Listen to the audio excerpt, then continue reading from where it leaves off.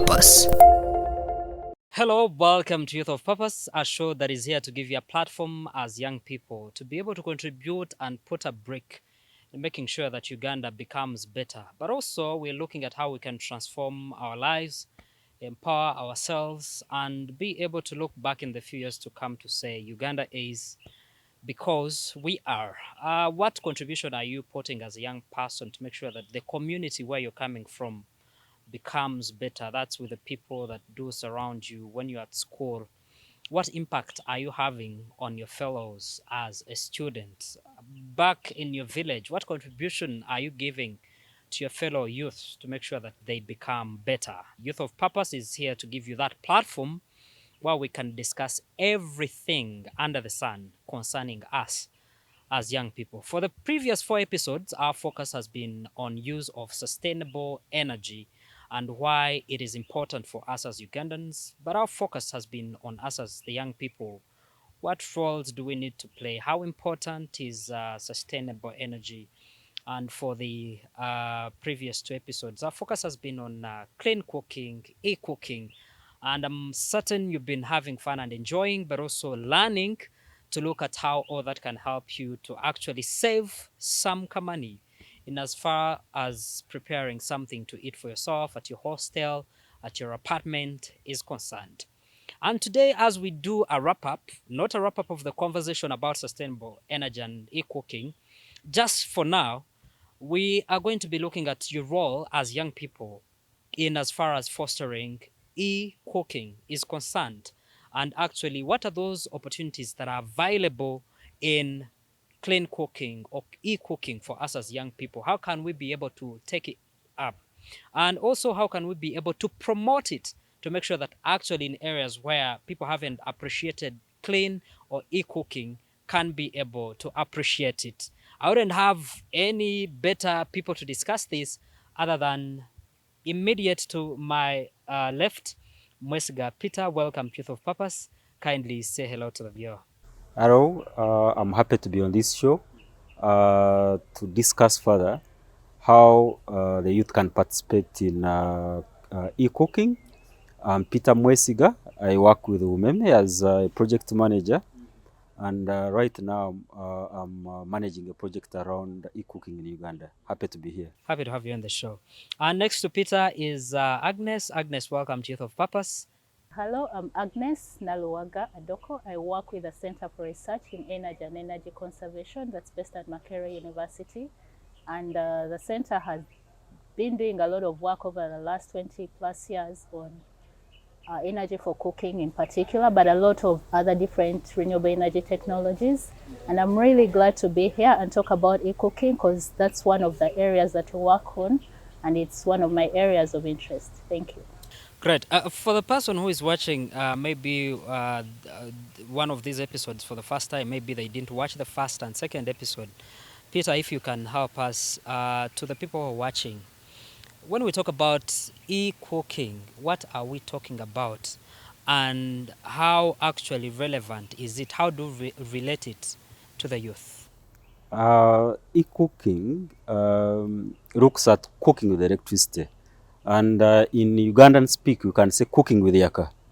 And it looks at one of the ways you can cook your food in a clean manner. So for Uganda, there are different approaches or there are different equipments you can use to cook using electricity. One of them is the electric pressure cooker. And what the electric pressure cooker, for example, does is to allow you cook using less energy. That means you're going to save when you're cooking. It takes a very short period of time to cook your food. It improves health because it avoids indoor air pollution.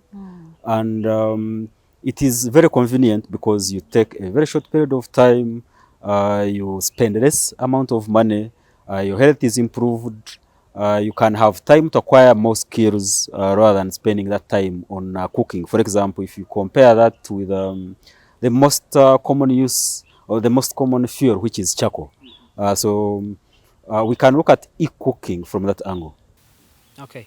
Agnes, cooking in that angle, and when he discusses the issues to do with cost and all that, my question is, as a young person who is at a university, or I just finished university, I've started working my first, second year, why should I be concerned about e-cooking? I think e-cooking is that thing. If there was any other market segment that would adopt e-cooking, like if we were to choose between the different market segments, I think the youth would be the first target group. Why? Because when you think about cooking, it's something that basically everyone under the planet does. It doesn't matter what age, we all need cooking. We need to cook and eat. So it's something that's part of us. And many times when we are trying to market some of these technologies, we forget about the youth, because we imagine everyone at all points of life, we are either in a home or I don't know, but in a home. So we concentrate so much on household energy, household technologies, but we forget the transition phase for the youth, because the youth are constantly in transition, either in school, campus, or they are renting out. And many times they are probably eating out and trying to save, like you said, the kamane. So we need to really be very intentional in terms of how do we help the youth to realize, okay, you can actually reduce on your eating out, your expenses on food by using a technology that's one, convenient, very cost effective, that if I was going to spend, let's say, 5,000 shillings on my meals for the day, I can actually cook a meal at about 300 shillings and it will be enough for the entire day. And that's why I believe e-cooking, the first target group for us should be the youth. Because if I'm in my hostel and I had an EPC, an electric pressure cooker, or an infrared or induction cooker, these are technologies that are very efficient. Clean, first of all, so at least you're not worried about your nails are going to get chipped with charcoal. So there's the cost, there's the convenience, and you know, I know the youth are very quick at understanding technologies. I would say e-cooking is like those gadgets, but for cooking, yeah? And I think it's enticing to the youth. And I believe they can do so much more with this, besides just cooking their foods, but also how do you promoting like some of these technologies. Maybe some eventually get interested in like blogging, and you kind of do a promotion, but just showing what you do typically in a day, how much it saves you in terms of time, in terms of cost. So there's so much. It's like that fancy gadget, those fancy gadgets they can really adapt to. So in short, we can say you cannot be using an iPhone, or actually you know what AI is about, and you're still cooking on a sigiri, or actually any other kind of cooking, methods other than e-cooking. So we want you to be, seated doing your, coursework, and all you can do is to go to your EPC and put in time what you want to cook. Basically, you'll be able to catch up with the lifestyle that you really want. To also say, when I was in campus university those days, okay, many times you were not encouraged to have cooking appliances. But those who had the hot plates, but those are very inefficient. It's still e-cooking, but when we talk about e-cooking, we are also talking about what are the efficient technologies. And that's what I believe we are trying to communicate. Sure. So it's not about any technology that uses electricity, but the efficiency. And that's why Peter mentioned the electric pressure cooker, the induction cooker, the infrareds. Those are very efficient technologies that save you time, but also you can put in whatever you're cooking. Let's say you're using 5 minutes to just prepare, cut, and do this, and then you continue with your reading. And you can even go to class and leave the gadget running. It switches itself off, and you're back, and your meal is done. I actually have the question, just to add on what Agnes is sharing. Why is it important for the youth? Because for a start, tomorrow is for the youth. We are talking about where we are going to live tomorrow. But also today, we cannot say tomorrow. You're looking at 77% of the population today. So if it's about eating, we consume most. So that means we determine how much is cooked at our homes. So definitely we should be concerned as young people. Yeah, because the environment is being affected. Like you've said, that affects us today.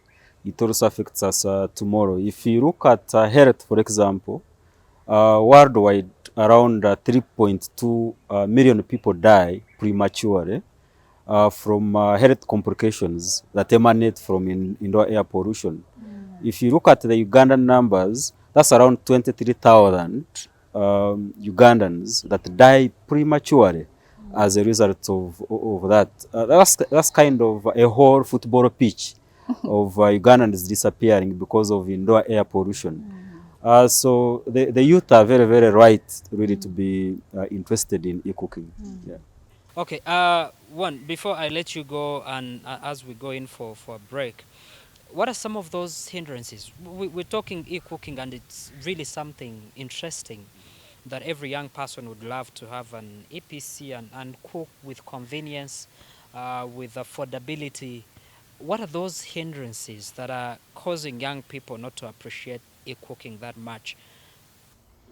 For a start, the cost of the appliances, the cost is still high. We've been talking about an air pressure cooker. I think on the market, a very good pressure cooker. Pressure cookers range from 200 to about 600,000 Ugandan shillings. That's not cheap. The quality of the appliances, you also have to be mindful of the quality of the appliances you're picking up. We can also look at information, the lack of information on where to get the appliance, how to repair the appliance, and even cooking with electricity. We also have long established perceptions. We have, most people believe, for example, that matoke prepared on charcoal tastes and smells better. My favorite question has always been, is it the charcoal in the matoke? So that's a hindrance. But information, awareness, the cost of the appliance, repairs and maintenance. And I think since we are talking about repairs and maintenance, Agnes is the right person to shed the light on that, because that's what she does best. Yeah, so one of the challenges, actually not just for the youth, but also for, I would say, for most of the people that are starting to adopt some of these technologies, because it's kind of, I know for some people they've used it before, but for the majority that are trying to adopt, some of the challenges are the usability and, okay, when it has a failure, what do I do? Where do I go? So that capacity is still building within the country, and it poses a challenge on how will I repair my appliance. And those are some of the things beyond ensuring there is availability, which is work in progress, that if I walk to any electrical shop or appliance shop, I can buy this appliance, and not just any appliance, but a quality appliance, so that you don't end up with many fakes on the market and the technology is kind of abandoned. So what we want to also do in terms of that after sales, to ensure that there are many youth especially, who are trained, properly trained, to actually be able to repair these appliances.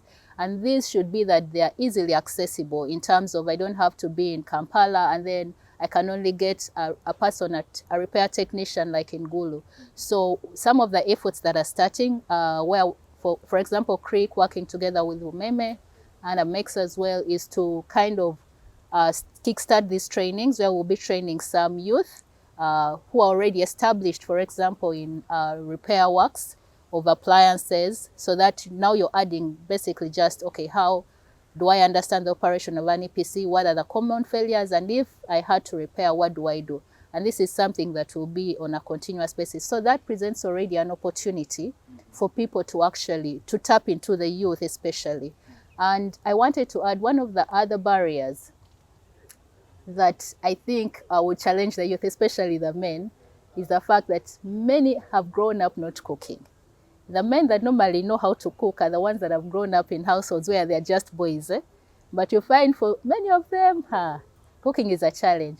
But that's where e-cooking comes in, because it gives you the opportunity to actually cook or be attracted to cooking, because it becomes easy. Mm-hmm. You know, our traditional cooking is the process of even lighting that thing, like you need like some 30 minutes, then do ABCD, but this makes it easier and simplified.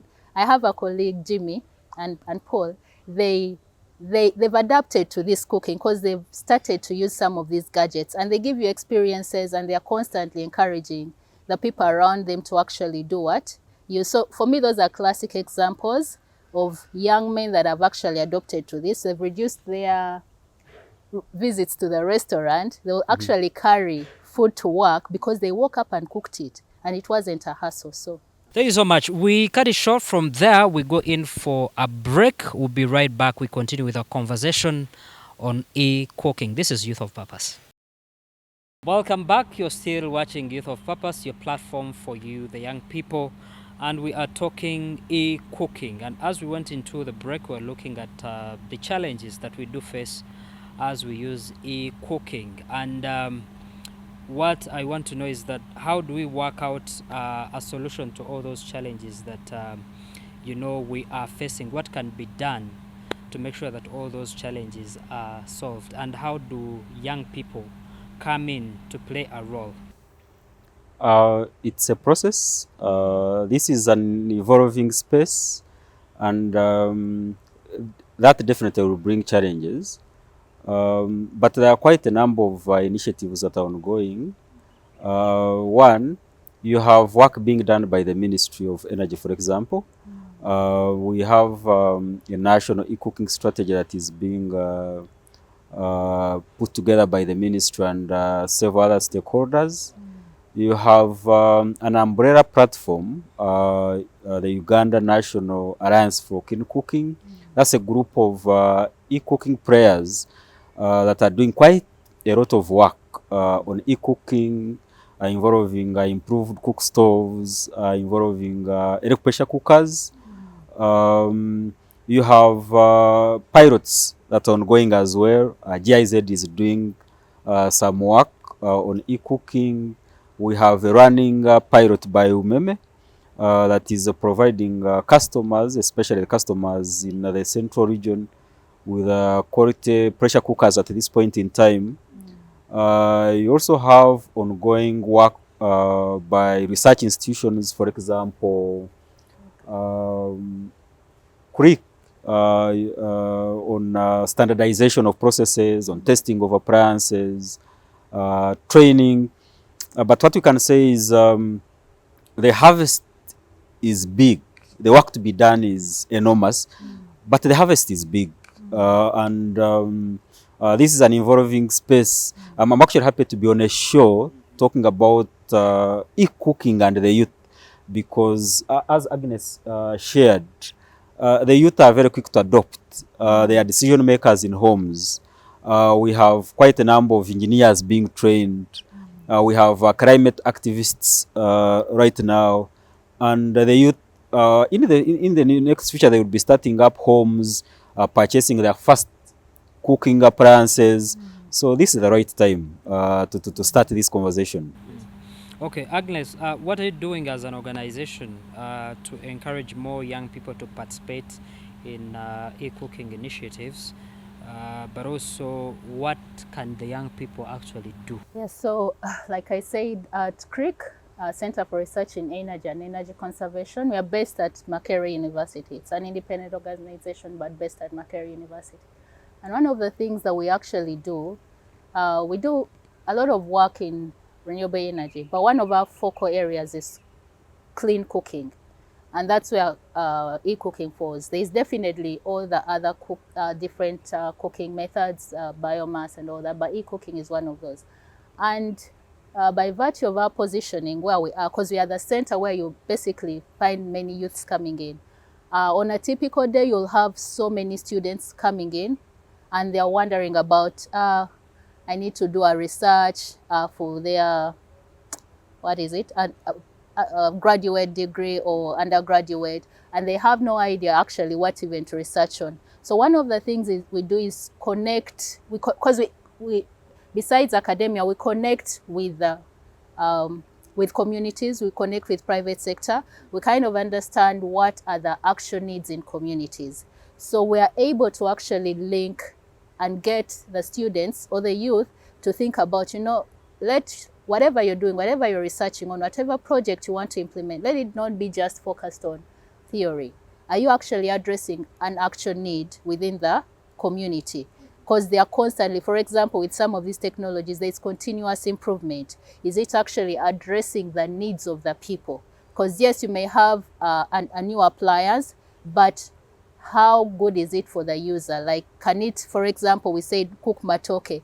So at times you may end up with, let's say, an appliance and it's not serving the need of the people. So some of these youth can be engaged in some of these research topics, like even just the R&D to develop technologies, and it's incorporated as part of their schoolwork. And you realize, you know, sometimes you're going through school and you're just doing to get a degree or a certificate. But imagine if whatever you're doing is actually really tied to a problem in the community, and maybe it's something you can actually continue with thereafter and transform it into even maybe a product that you can sell or a business that you can start. And you know, when you think about these things, there's the R&D, but there's also, you know, that value chain. You can think about distributorship. You can think about awareness creation. One of the challenges we have, okay, for example, at the center where I work, we generate so much information, so much knowledge. Like we've said, there's limited knowledge, but it's actually there. But how does it reach the target community? And that's another role. Like, this one is an immediate win. Another role that the youth can play, because, you know, they have, for them, these gadgets are like so close to them. Like, if they had access to the right information, they have capacity to do a lot of awareness creation. Yeah.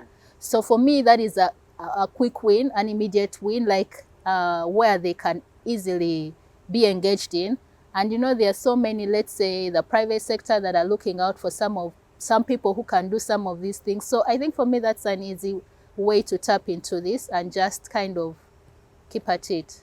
Thank you so much. So the young person back in the village who has been burning their charcoal and earning a living actually gets worried and might not like the idea of you using e-cooking, meaning he won't be selling any more charcoal. We talk about the effects and all that, but for him the issue is that he's making money from that. He's been selling firewood, earning from that.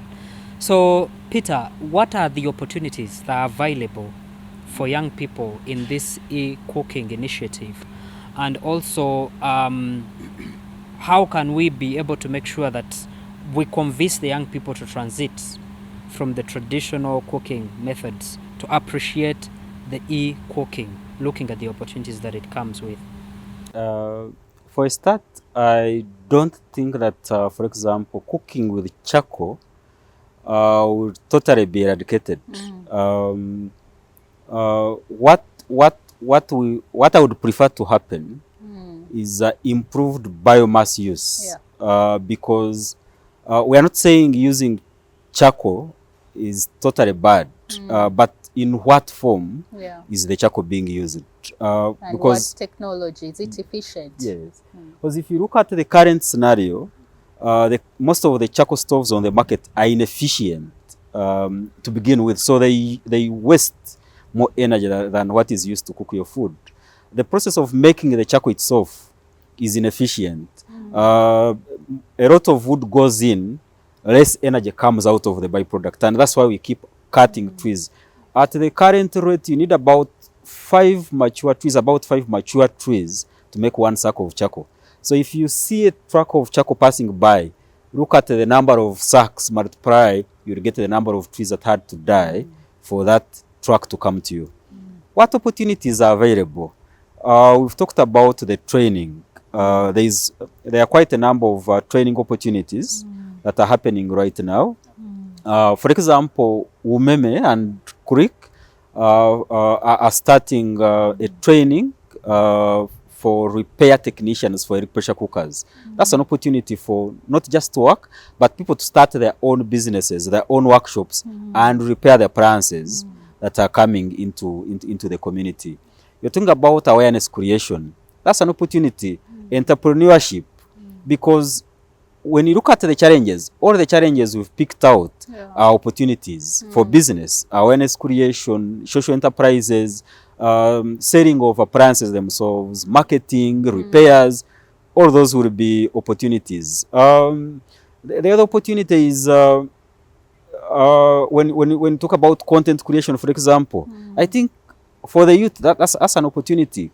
Creating content around energy, around e-cooking. We are talking about health. So there are quite a number of opportunities that we see in this current space, because it is a new space at the moment. Yes.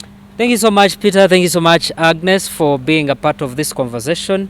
I'm certain for these 4 episodes, and I do want to thank so much Gamos and Mex for supporting this conversation for all the 4 episodes that we've had. We really do appreciate for having this conversation that is helping Ugandans get the information, because the biggest issue here is information, which changes the perspective of people in as far as e-cooking and sustainable use of energy is concerned. And if each one of us can be able to do the same, as you're doing your lives on TikTok, do something about it. As you're doing your X space, talk about something to do with clean cooking or e-cooking. But also, I'm thinking starting tomorrow, if you're going to give out a birthday gift, instead of giving out flowers and chocolate and money, please buy an EPC, buy an air fryer and take it to your mother, take it to your girlfriend, to your boyfriend. Hey, instead your boyfriend. Yes, your boyfriend. Hey. Instead of you going for the future. There are those days you will not be able to go and cook for your boyfriend on weekend, so an EPC will help him to cook for himself. So go purchase one as a gift for his birthday starting tomorrow. I thank you so much for watching this show. My name is Ivan Tumkunde. I do believe we are transforming Uganda, we are transforming East Africa, and we are transforming Africa as a continent, and also transforming our lives to become better people. Thank you so much for watching this show. See you next time. Youth of Purpose.